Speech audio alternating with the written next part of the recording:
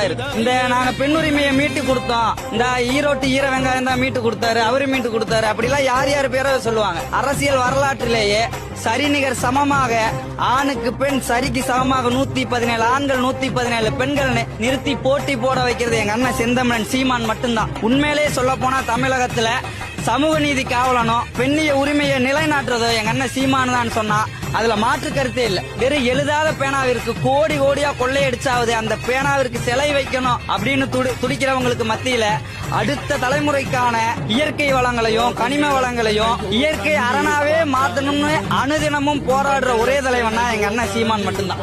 இன்னைக்கு இந்த அரசியல்னா என்னன்னே தெரியாது இந்த தற்கூரி பயிலுக சொல்றாங்க, ஒன்னனுக்கெல்லாம் வேற வேலை இல்ல, மரத்தை கட்டி பிடிச்சிட்டு முத்தம் கொடுத்துட்டு இருக்கியா அப்படின்னு. ஆனா அந்த பூமுட்டை பயலுக்கு சேர்த்துதான் அண்ணன் கத்துறாரு அப்படின்றத அந்த பயலுக்கு என்னைக்கு புரிஞ்சுக்கிறாங்கன்னு தெரியல. புரிஞ்சா புரிஞ்சுக்கிட்டோம், முடிஞ்ச அளவுக்கு திருத்த பாப்போம், முடியலன்னா விட்டுருவோம். அண்ணன் சொன்ன மாதிரி போதிக்கும் போது புரியாது, பாதிக்கும் போதுதான் புரியும்.